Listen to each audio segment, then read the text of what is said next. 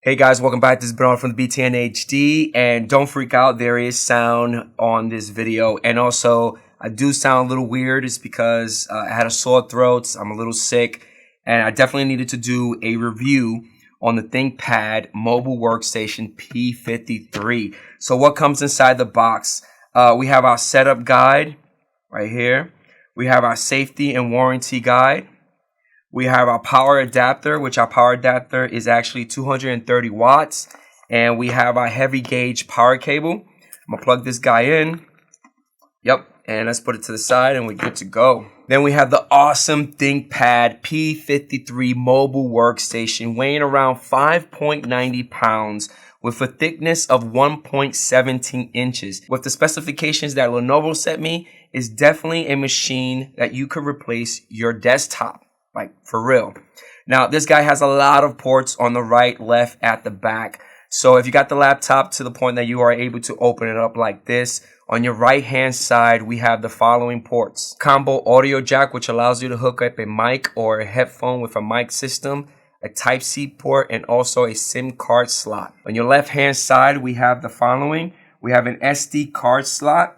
We have two 3.1 USB ports, but this one right here allows you to do always on charging. We have an HDMI port. On the back side, we have an RJ45 or Ethernet port. We have two Type-C ports, which allows you to use external monitors. And then last but not least, we have our power port. All right, so we went over some of the ports on the ThinkPad P53. Let's open this guy up real slow. Awesome. Look at that display. 15.6 inches for a display. Awesome.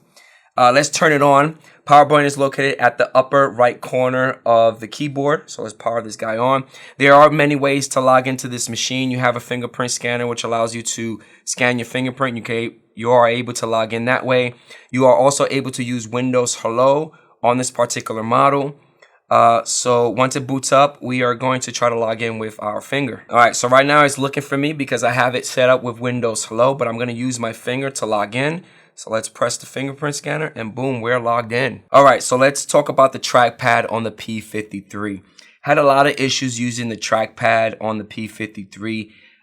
It was really sluggish for some reason. I had a lot of issues using it. I definitely had to plug in a Bluetooth or a wired mouse to use it. It's a good thing that I had the track point on this particular model so I could use it on the fly, but the usage on the trackpad wasn't happy on this particular ThinkPad. Now, if you guys want to know the real estate or the measurement of this particular trackpad, if you take a quarter, a nickel, and 3 dimes, that's going to measure around 3.98 inches. It's pretty good. But for my testing, I didn't enjoy the way that it was performing. Now for the keyboard itself, it is a full keyboard layout. What does that mean? It does have the number pad on the right hand side, which is awesome.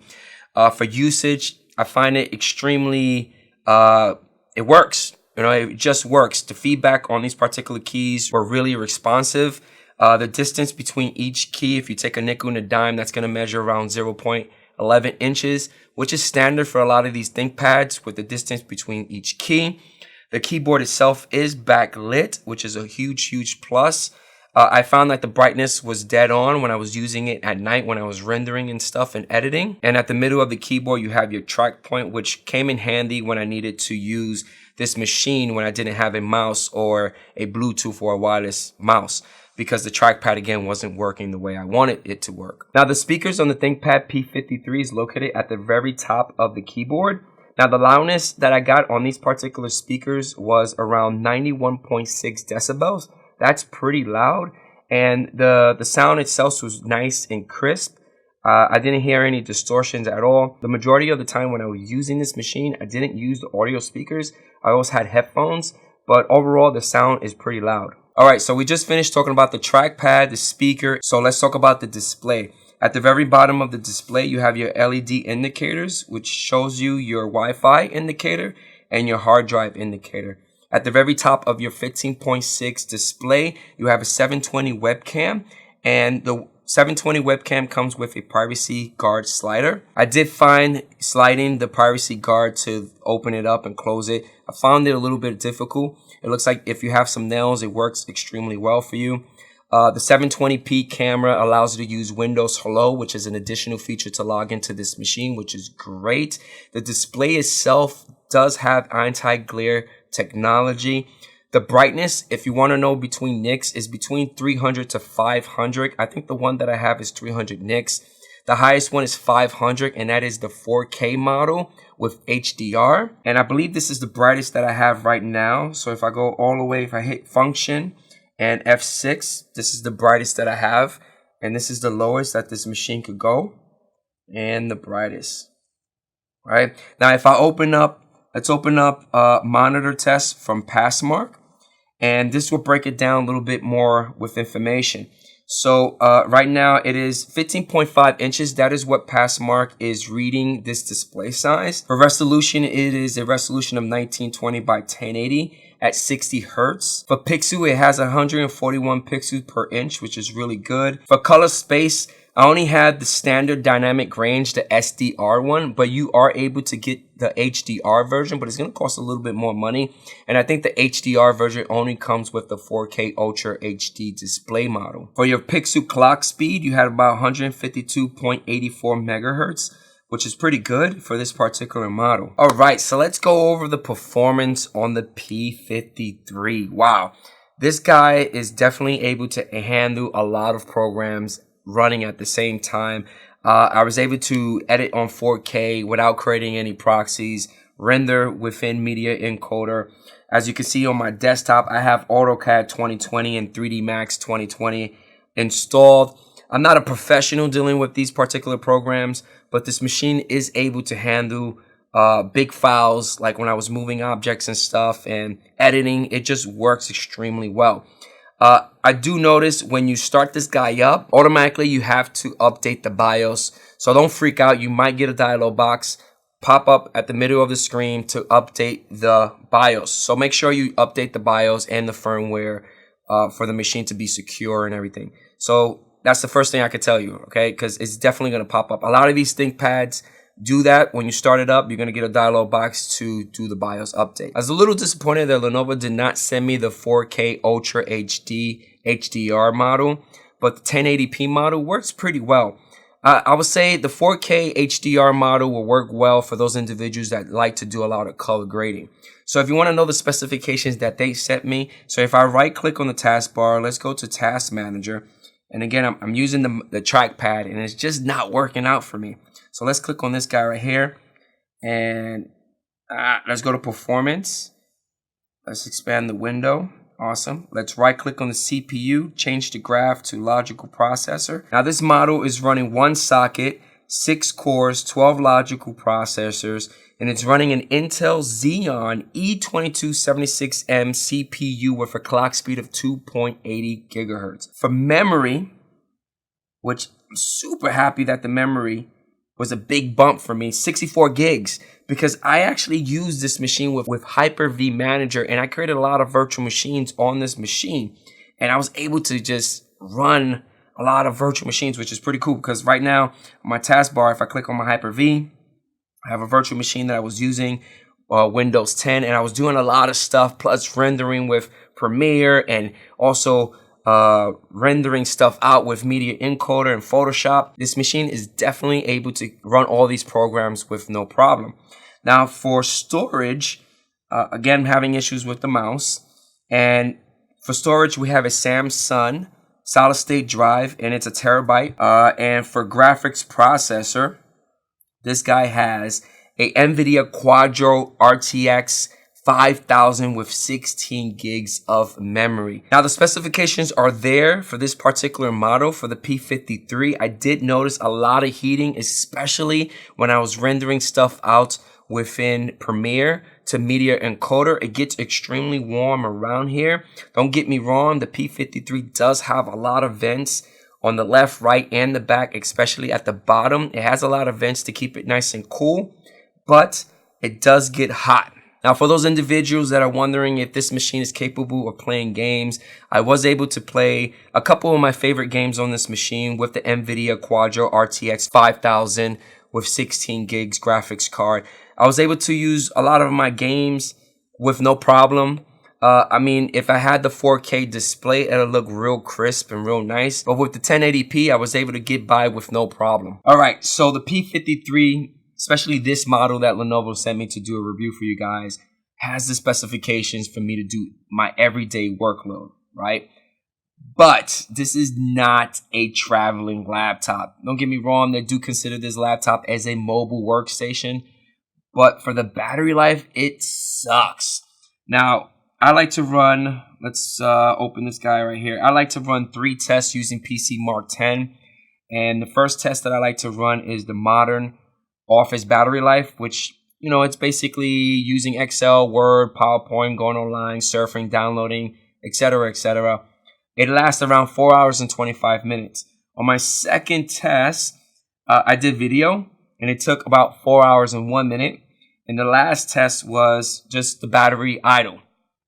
Not really doing anything. Behind the scenes, the only thing that you have is like Windows updates and Windows Defender running. And it took around 5 hours and 25 minutes for the battery life to die.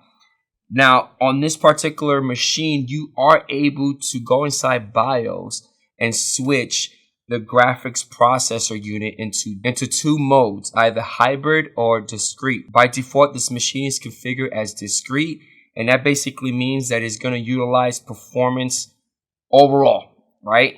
So that means you're going to sacrifice the battery for performance. If you want battery life to last a little longer, you go inside BIOS and switch it to hybrid. When I switched it to hybrid, I only got maybe an hour to an hour and a half more battery life. That wasn't enough for me. When I ran my tests, I charged this guy up, took it home, which is really heavy. Again, 5.90 pounds. It's not a light laptop to, you know, carry around. Took it home without the battery pack. I used it. I started using it, going online, going to Chrome, watching movies, editing nonstop. This guy lasts around 2.5, I think 3 hours, and it just died. So depending on how you use the machine, again, the battery life is going to die, especially if you want the BIOS setting to be set to discrete. That's the default setting. If you have that, it's going to utilize the performance and use all the hardware that this machine has. If you don't want the performance there and you want the battery to last a little longer, play around with the hybrid. It's going to give you maybe an hour, hour and a half more battery life. All right, so we just went over the battery life. The specs are there for this particular model that Lenovo sent me. I just got a Bluetooth mouse, and I'm going to hook up the transmitter right now to this machine because I hate using this trackpad. I don't know if the trackpad on this review unit is kind of wonky, but just keep in mind that if you do purchase the P53 and you're having issues with the trackpad, definitely contact Lenovo. So I got mouse, good to go. So how about the pricing? Because this guy, I know definitely is not cheap. It can't be under $1,000 because this machine is equivalent to a desktop. This is a desktop replacement, especially if you don't have the room at home. You want that power of the desktop, but you don't have room to fit a monitor and a PC tower. So purchase a mobile workstation. Let's go inside the Lenovo site and take a look on the pricing. Now, the retail starting price for this particular model is around $10.52 with 10 cents, right? And that's not including shipping and taxes. So I would say around maybe $11.50. But what do you get for that particular price? So I'm going to go all the way to the end. Let's go all the way to the end. Boom.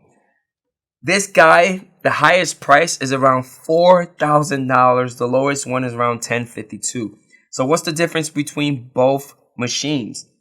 Now, the lowest end, you're definitely going to get a 9th generation Intel i5 9400H processor with a clock speed of 250 gigahertz, and you could go up to 430. The high-end one is the Xeon E2276M processor with a clock speed of 280, and you could go up to 4.70. Both models come with Windows 10. Both models have a 15.6 Full HD, 1080p IPS 300 nits anti-glare display. So the high-end one doesn't even give you the 4K Ultra HD with the HDR. That kind of sucks. Both models only give you 8 gigs of memory. But looking at this model right here, the one that's going to cost around $3,200, this one gives you 32 gigs of memory. For graphics, it looks like the low end, you get a Quadro T1000 with 4 gigs. The high end, the RTX 5000 with 16 gigs. Depending on what model you get, it looks like the low end, you're only going to get the 720.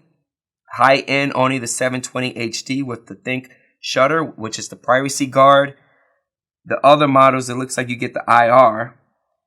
All of them, you're going to get the fingerprint reader. And don't get me wrong, you are able to configure the machine the way that you want it, but that $4,000 mark is going to be a little bit more, because if you want the 4K with the HDR, you want the IR camera, that's just going to add more to your budget. All right, so let's look at the tech specs.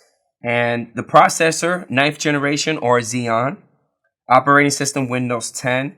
Display, again, you have multiple flavors. The high-end one is that 15.6 Ultra HD 4K, right? OLED.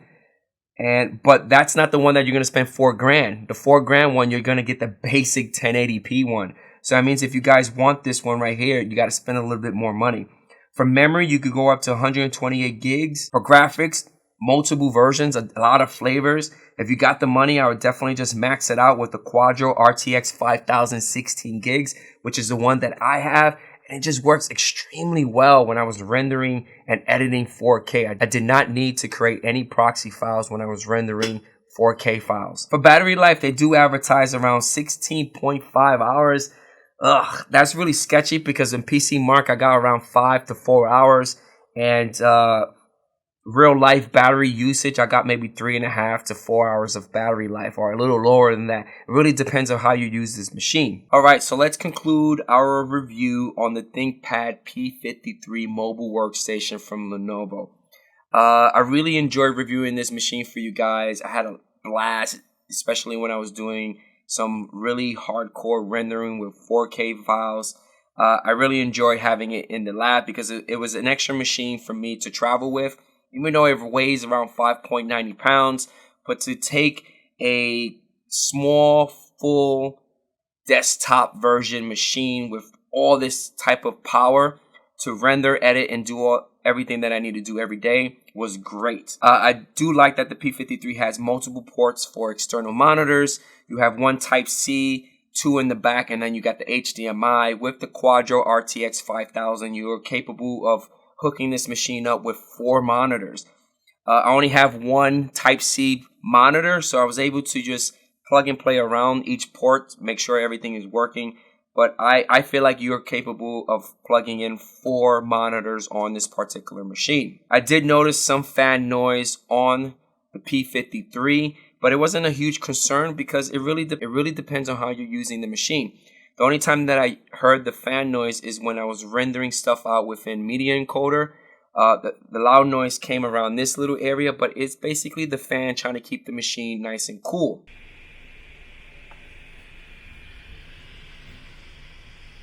The GPU mode is up to you. I can't really tell you which one to switch to. By default, it is set to discrete mode, which allows you to go all out, full performance. You are going to sacrifice on the battery. But again, this machine is one of those things that you just find a place for it, plug it in, and just leave it alone, right? You definitely have to travel with the power supply if you're traveling with this machine. Because when I did not have the power supply, I was only able to get maybe 2.5, 3 hours of battery life. For pricing, it kind of sucks that the max out one is $4,000, but you're only going to get the 1080p version. You would think that the $4,000 version would have the 4K Ultra HD with the HDR, but it doesn't. That means you have to spend maybe $500 even more. And then you have the memory, which kind of sucks. So overall, this machine will be extremely expensive if you max out the memory, get the highest storage device, max out the display, the graphics card version, and you're going to spend a lot of money. With that type of money, you can build your own damn desktop. Lenovo does make it super simple for the P53 to be upgradable. Just flip it, unscrew the back panel, and you're able to upgrade the memory and the solid state drive with no problem. Overall, it's a great machine, but very expensive. With the money that you are probably going to spend in this machine, you could probably build your own desktop. So hopefully you guys enjoyed this video. Leave comments right below. Don't forget about hitting that like button. And make sure to hit that subscribe button and also share out the video. And I catch you guys on the next one. Peace out.